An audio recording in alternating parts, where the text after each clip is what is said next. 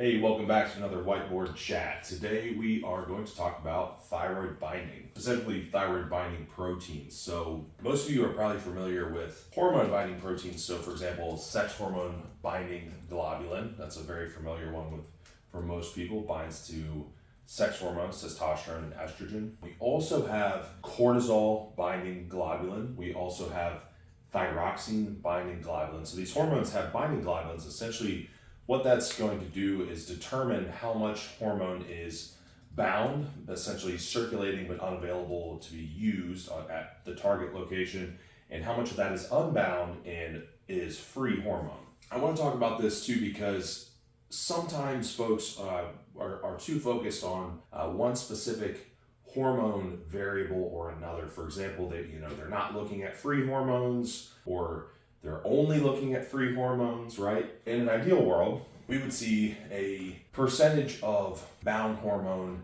that would allow us to have a high enough free level. And if we were to look at the range, for example, of total T3 versus the range for free T3, let's say that our total was right smack dab in the middle of the range, we would expect our free levels to be somewhere around the middle of the range as well, to show us that we aren't having an unusually high or low amount of binding. There are some reasons that we can have high or low binding, and I'll talk about that here. But let me go through and kind of talk about what these actual binding proteins are. First off, T3 and T4 are active thyroid hormones, or T3 is our primary thyroid hormone, but these are highly bound to these plasma protein carriers, which are TBG, thyroxine binding globulin. And there's some secondary carriers which are far less involved. You don't really hear a lot about these because we're talking a much smaller percentage, and that is albumin and prealbumin, okay? Now, for the sake of simplicity, TBG is going to be the one that we're going to see the most and primarily focus on. So about 99.9%, of course, this is going to vary, of our T4 is bound, and very small percentage of that is actually unbound free hormone. T3 in our plasma is less than 1%.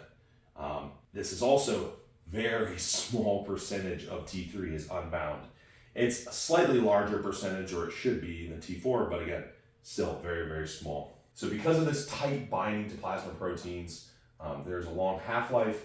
It takes a while for these to bind and unbind. Free hormone is what is captured by the target cells and elicits the effects that we're looking for, like I said. So if you had to choose one thing to look at on a thyroid lab, it would probably be free T3. But again, we need to look at the whole scope. We need to make sure that we're not underbinding or overbinding. Like I said earlier, about 99% or about 99.9% of our T4 is bound.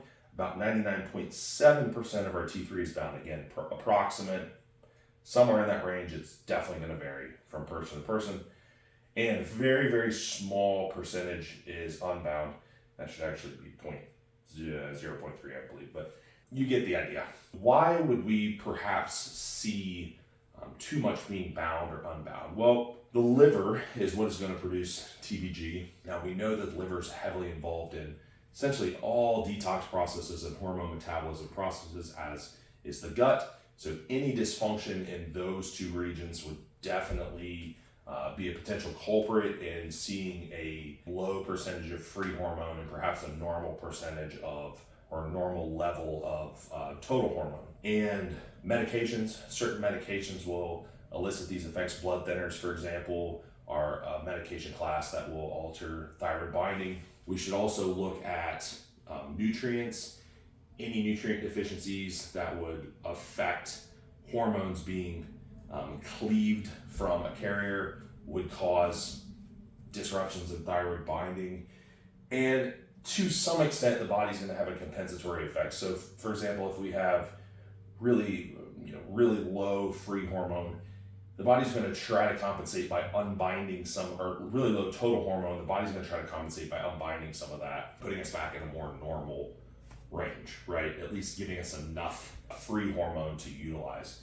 So the body's pretty smart in that way, but of course it's not always going to be able to keep up with the demand. If too much of that hormone is being bound, or there's not enough there to displace or unbind. This is going to be a pretty common issue that we see amongst thyroid issues. The most common that we're going to see are generally conversion issues from T4 to T3, or binding issues where we're seeing too much, bound or unbound. We could lump autoimmune hypothyroid in there probably as a very close, statistically. I'd have to look at those stats to be exactly sure, but we could probably lump all three of those in pretty close proximity to one another. But just wanted to go over this so you guys can understand what the binding, why it may be bound, why it may not be bound, and what to look for. So when you are testing, make sure that we are still testing total levels. Make sure we're still testing free levels.